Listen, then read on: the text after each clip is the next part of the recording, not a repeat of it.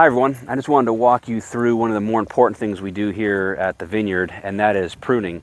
Left to their own devices, the grapevines will produce way more fruit than we could possibly use, and it also would produce way more fruit than what it can actually mature in that season, and so you'd end up with a lesser quality wine.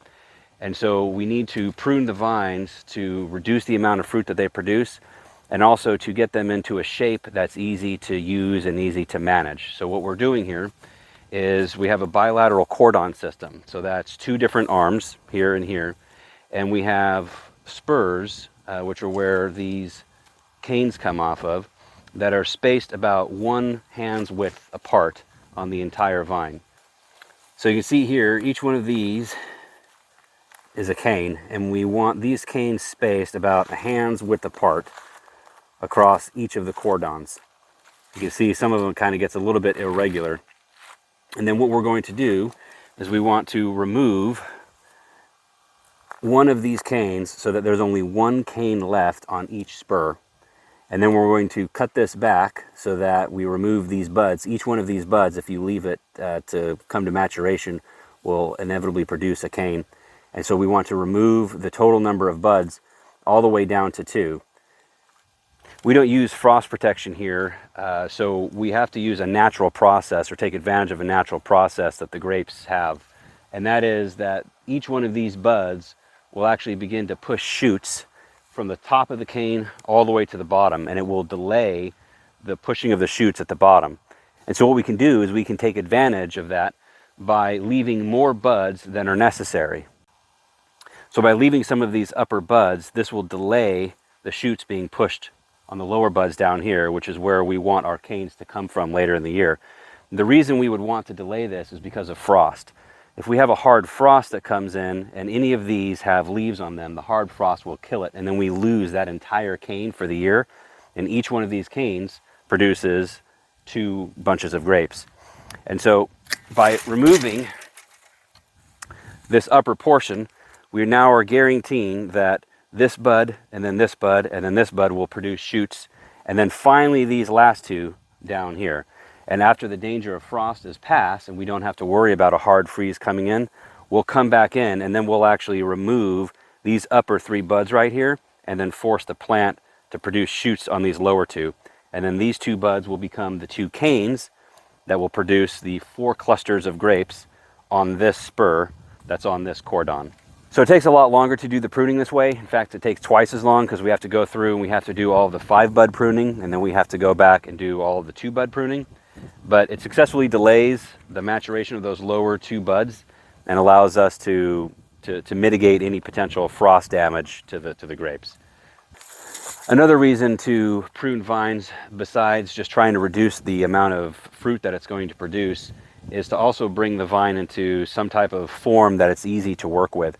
So you want to try and bring some of these higher spurs down lower so that you're not working up here in the later season. If you have spurs that are coming out further into the row that you might hit with a tractor or a machine, you want to try and choose canes that are further in. And so there's decisions to be made on each one of these, which cane you're going to choose, where that cane is positioned on the cordon. Is it the thicker or the thinner cane? Thicker canes can handle a heavier crop load, whereas thinner canes you might have to get away with maybe 1 cluster of grapes rather than 2 clusters of grapes. A really thick cane, something a little bit smaller than your thumb, might be able to handle a little more, like 3 clusters, which you'll do later in the season when you're doing fruit drop. So you have to make decisions on each one of this. So this is what it looks like. You just simply go through 1, 2, 3, 4, 5. You cut. I like to cut at a 45-degree angle away from the bud. These grapes still have osmotic pressure in here, still have water in them, so it's going to begin to weep some fluid, some water out of that, and I want that water to weep away from that bud right here, so that way if it does get, or that way it doesn't get covered. If it did get covered, you might end up having a situation where that bud wouldn't potentially push. Not necessarily a huge deal because we're still only doing 5 bud pruning, but certainly when you're doing 2 bud pruning, you want to make sure that you're getting all of that fluid away from that upper bud.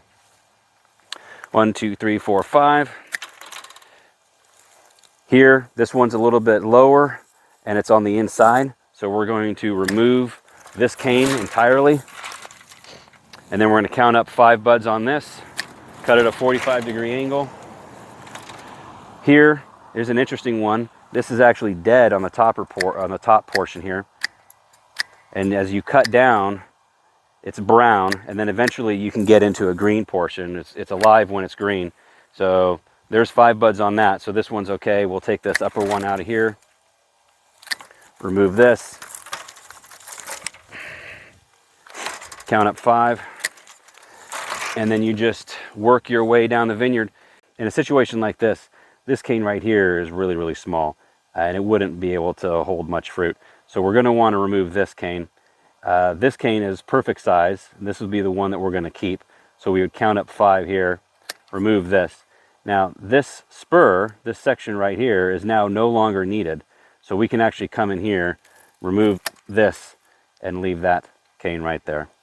And then again, we'll go back later in the year and we'll cut up to 2 buds, which would be right here. And those will be the 2 canes that will produce the fruit that we'll end up making into wine. It's about 1,000 to 1,100 plants in an acre. And right now we're up to about 12 acres planted. So, you know, you're going to be around 12 to 15,000 plants that are all like this that you're going to have to go through and make all of these pruning decisions on. And that's it. And that's how you do the pruning for this upcoming spring. All of the canes that we've thrown in the middle of the rows here, I'll end up going through with a flail mower, and it kind of picks them up and mulches it in, and then it just composts right back down into the soil and just increases the organic material. So feel free to leave some comments. Let me know what you think. If you have any questions, I'd be happy to answer them for you.